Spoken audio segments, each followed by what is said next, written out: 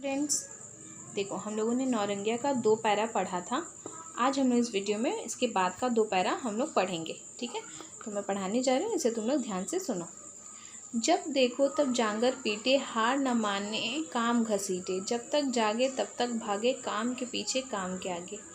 मतलब नौरंगिया जो है इतना मेहनती है कि बेचारी सुबह से जो उसका आँख खुलता है और रात में जब तक वो वापस बिस्तर पे नहीं जाती तब तक बस काम के ही पीछे भागती रहती है, इतना मेहनत करती है। बिच्छू गोजर सांप मारती, सुनती रहती विविध भारती, बिल्कुल है लाठी से सीधी, भोला चेहरा मीठी बोली। मतलब जितनी वो सुंदर है उतनी ही व्यवहारशील भी है। मतलब बहुत ही सीधी सादी है, उसका चेहरा भी भोला भाला है और बोली भी बहुत मीठा है।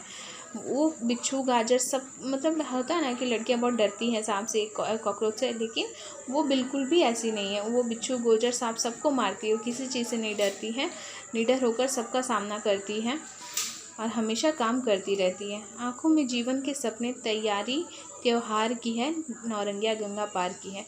इतना कुछ होने के बावजूद भी वो हमेशा सपने देखती रहती है। मतलब उसके अंदर जिंदा दिली है। वो कभी भी अफसोस नहीं मनाती है, बल्कि चाहे जैसा भी सिचुएशन हो वो उसमें हंस खेल कर रहती है।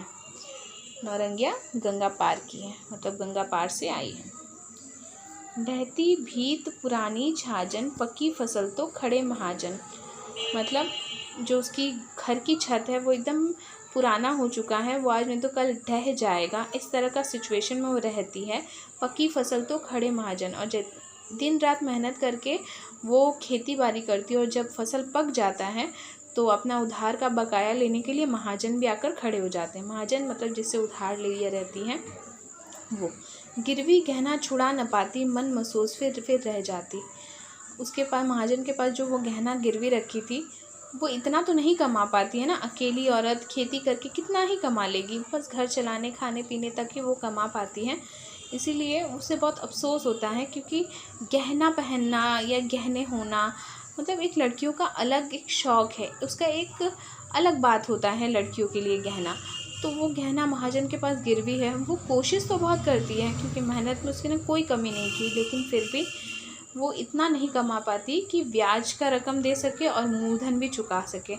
तो वो बस मन अफसोस करके रह जाती हैं।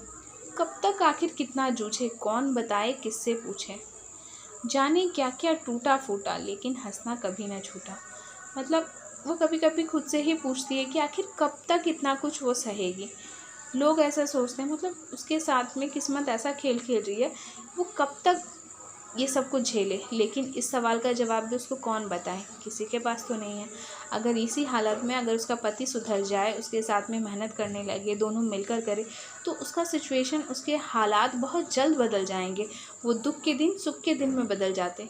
लेकिन उसका पति तो एकदम निखट्टू है, वो कोई काम नहीं करता और ना करना चाहता है। इस वजह से बेचारी वो दिन रात मेहनत करके भी अपने सपने को पूरा नहीं कर पाती है।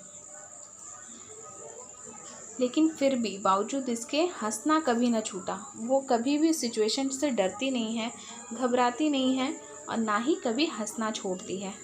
पैरों में मंगनी की चप्पल, साड़ी नहीं उधार की है, नौरंगिया गंगा पार की है। मतलब उसके पैर में जो चप्पल वो पहन रही है वो भी मांग कर पहना हुआ है, और अगर कोई साड़ी नया भी लेती है तो वो उधार में ही उसको लेना पड़ता है। सोचो, बेसिक चीज़ है, मतलब ज़रूरत का सामान है, साड़ी चप्पल, ये सब बेसिक मतलब बुनियादी ज़रूरतें हैं, लेकिन फिर भी वो इसे भी पूरा नहीं कर पाती हैं। जबकि वो कितना मेहनत करती है। सुबह जब उसका आँख खुलता है वो तब से लेके रात को जब तक वो बिस्तर पे नहीं चल जाती तब तक वो बस काम ही काम करती रहती है।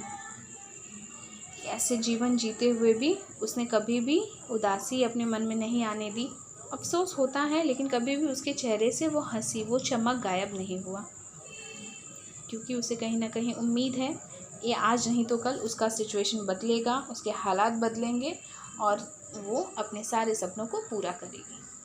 ठीक है, तो हम लोग यहाँ तक पढ़े। आज का जो होमवर्क है उसे तुम लोग ये दोनों ही पैराग्राफ जैसे मैंने समझाया उसे तुम लोग भी मुझे समझाओगे अपनी भाषा में और पूरे कविता को रीड करोगे। ठीक है, प्रैक्टिस वर्क में। तो होमवर्क है, इसे अच्छे से करके मुझे सेंड करो।